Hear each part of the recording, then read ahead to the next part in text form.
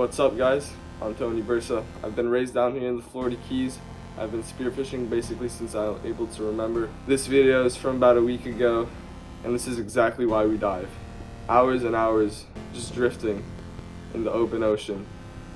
Just you and your thoughts, waiting for the right fish to swim by, and you're holding all your natural instincts in, just for the right moment. What's up, everyone? Welcome back. Sweet morning. Really nice conditions. See you out there. See what we get.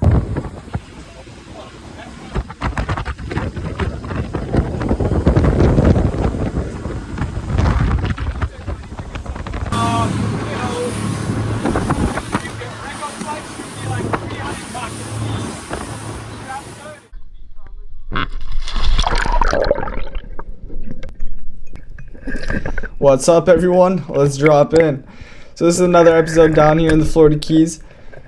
This day we specifically target wahoo. If we didn't get any wahoo, we would come back empty-handed. The thing about this kind of diving is you need to find the fish, and there are so many different variables that affect this, and luckily this day those all aligned perfectly and we were able to get some in the boat, which a lot of time does not happen. So we start out the day with going to this spot that's closest to where we live. We've shot multiple wahoo here, but this particular day the water viz was pretty bad.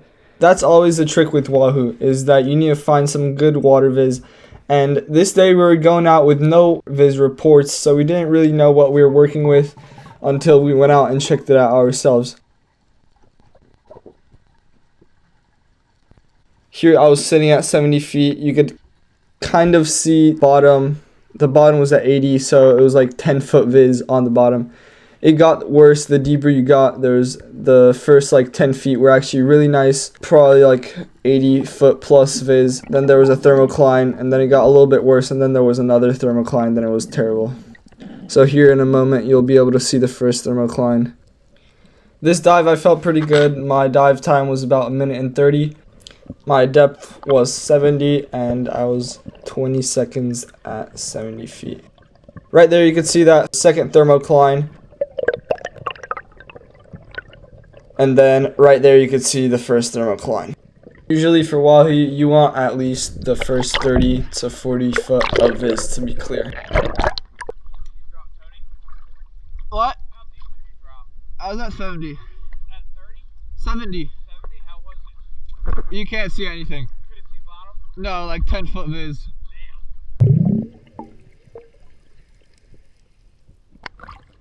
So we don't waste any more time at this spot, and Alex just wanted to see his drop on his shot.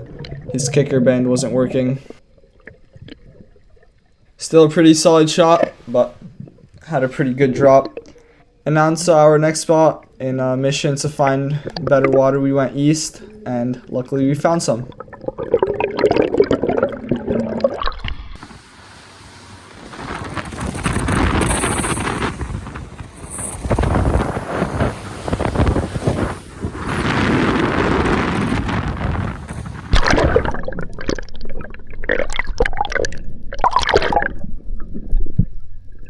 So we hop right in, and right away the water was a lot more promising. The first 10 feet were about the same as before, but the difference was that here the water was a lot clearer all the way down to like 50 foot. So right off the bat we get loaded and throw some chum in. We were actually diving a wreck, and right off the bat we were in the water maybe like probably 3 minutes, 4 minutes. And I look behind my dad and I see a school wahoo pretty far out, but I was trying to convince them to come in a little bit. I was throwing my flasher at them, and honestly they probably weren't hungry. They didn't really want anything to do with us, but it definitely got our hopes up. It's always awesome when you get to see wahoo this early, and it just keeps you motivated a lot more. You could see a couple of them back there, but that was just, it was a school of I think 3 or 4. They just were not convinced.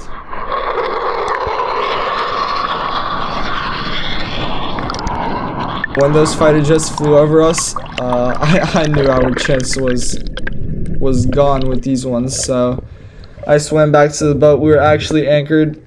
We were anchored so we don't have to keep re-drifting.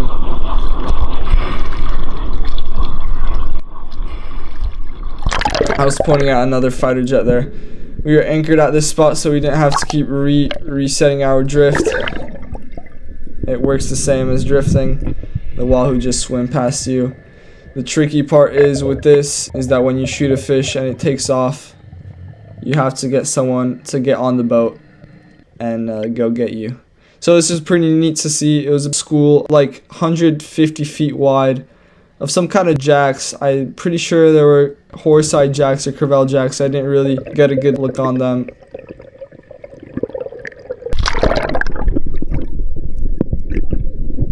So here I'm packing my lungs to check out if anything's swimming down at that wreck. And it's nice to go out for wahoo around wrecks. First of all, there's usually more wahoo, and second of all, you could always get your attention off of just sitting in the water and waiting for the wahoo. It could actually get quite boring, but that's the whole part of it.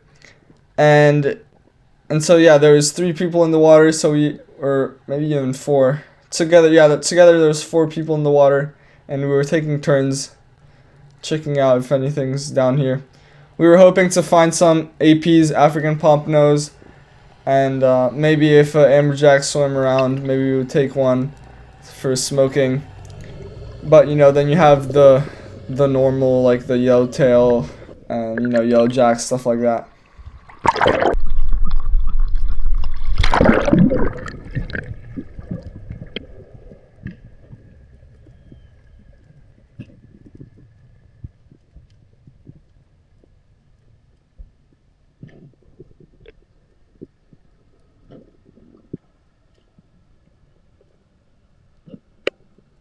So this wreck is sitting at about 120 feet. The sand is at 120 feet.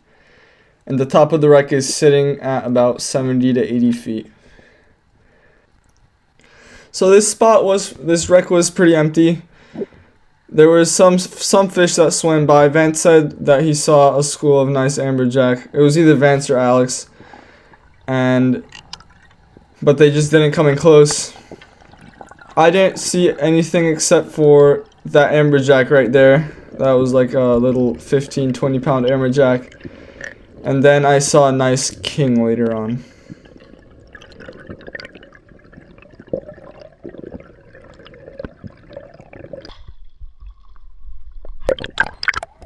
While we were just sitting and waiting, Alex is going down to check out the wreck, and this nice, probably close to 12-foot hammerhead swims by. It's always nice to see those.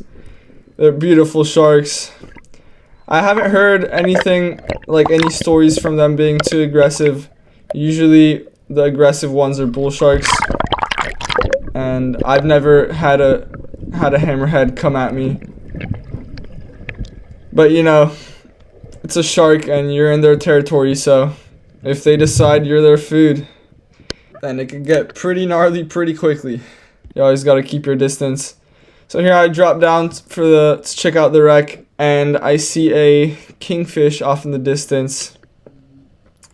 And I try to make my way to it, close some distance. But this fish did not want to have anything to do with me, and it just stayed away. And while I was going after that fish, I swam under everyone's float lines. So I swam back at an angle. If you're not familiar with how a blue water system works, is you have a float line and a buoy. So when you shoot a fish, it fully disconnects from you and your gun. So then you just have that fish fighting that buoy, which is nice because you don't have to do any of that work. They usually just tire themselves out, and then you just pull them in when they're basically dead. Kingfish. Like a 20-pounder.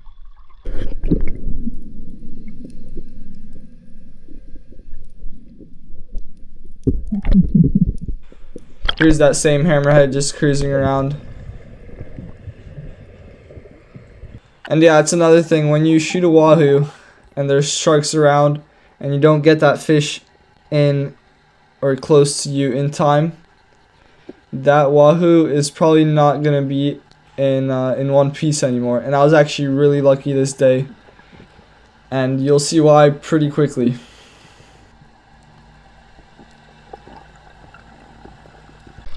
So here I turn around and I see a big school of wahoo. Whoa! I throw my pilchard at them to attract them, and I let everyone else know that there's a school here. So I'm looking at the school and I'm trying to figure out which one's the biggest and which one's coming towards me. And I didn't really see any big ones. They all look the same to me. So I get my body under the water so the waves don't affect my aim. I try to close the gap between this one. I wait for a nice shot opportunity and I let it rip. And I saw that slip tip went fully through and that I had a good holding shot. Fish on!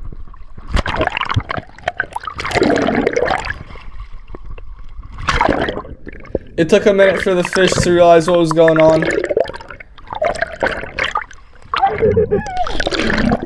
He realized it pretty quickly and took off. There is no feeling like this in the world.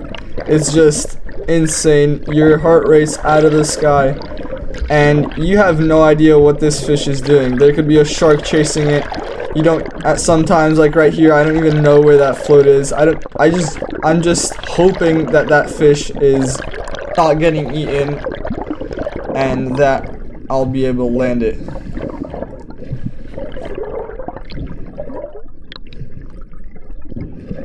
So pretty quickly that wahoo started to get tired and that float started bringing it back up. I got my hands on the float line, and now the job was to get this fish into my hands as quickly as possible. This float line is 150 feet, so I do not see this fish. I feel a tiny bit of tension, but that fish could be eaten by sharks at this point, and I still wouldn't know. Out of nowhere, I stopped feeling tension on the line, and it freaked me out. My heart sank, because usually what that means is that you lost the fish. But out of nowhere, I see my wahoo swimming towards me and this probably 10-foot bull shark chasing it. The exact words that I told myself in this moment is that I am so fucked. Because I was out here alone. Only one person knew I shot a fish, and there is this 10-foot bull shark chasing me while I literally have live bait on me. And so I still know that I need to get this fish in my hands as quickly as possible. And now my goal was to get back to the boat, which, just for reference, took me 4 minutes because there was a current coming towards us too. And I was kicking as hard as I can. And I was just looking around me, seeing if that shark is not coming back. But luckily that shark wasn't too aggressive. When he saw me, he turned off and went out. But that is really lucky. Sometimes these sharks can be so insanely aggressive that they come up to you and eat the fish out of your hand. And so I was really stoked to get my hands on this fish. And so I go ahead and stone this fish, and yeah. The fight is never over until you get that fish in the boat, but when you get your hands on it, there's always a pretty good chance of landing it. There's like a big ass bull shark chasing him. I'm so lucky I got him. What? How many were there? There's like 15. Really? Yeah. Oh. They're still over there probably. There's still one circling this guy when I got him up. So at this point, I didn't realize that my dad had shot a wahoo too. And apparently that school was a lot bigger than just what I saw. And my dad saw the first wahoo of the school, which apparently was the biggest one. And his was around 45 pounds, which mine was in the high 20s. And so my dad shoots his fish, and with it being twice the size of mine, it has twice the size of a run. And so I get my fish on the boat, and Vance actually didn't even know I shot one. And so I get my fish on the boat, and then the goal was to get Dad's fish on the boat. We actually had to pull the anchor and drive him to the buoy, and yeah, enjoy the rest.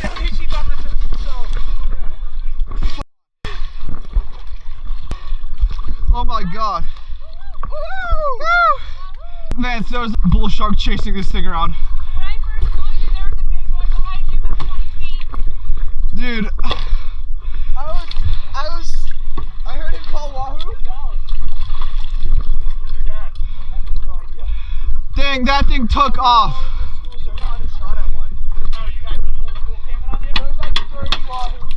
Oh yeah.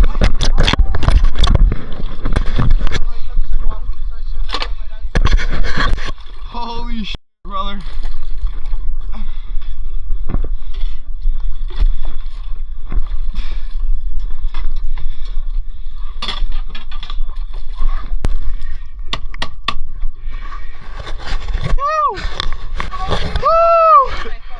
Dad shot one. How to pull the anchor and get him. Wahoo! Woo! Baby! Yes, sir. Alright, show us your wahoo! Woo! Yeah!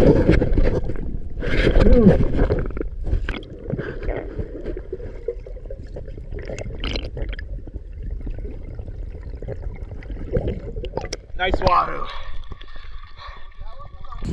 So we just reset the drift. Those guys just have a diver and they just got a wahoo. So their fish is right there. You can see the buoy right there. So they should be close. We got these guys. Let's see what will happen. So you can see that frigate circling over there. It's probably circling on the school right there. The guy said that there's 5 more on that school. So we'll see.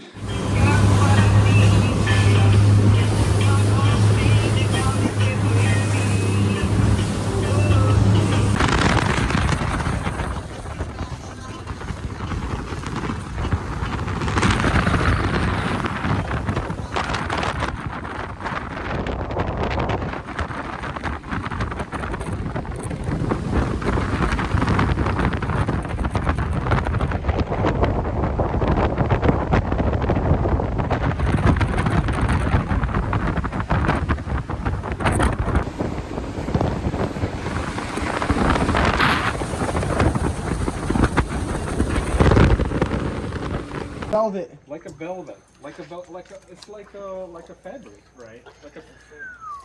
Like you know. Like Yum yum. Yum yum. Got the boat clean. But they are super cool. Put it on the lift. The only thing this is not edited yet. Boat is cleaned up.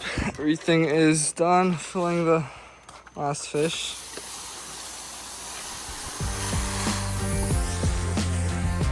What a day.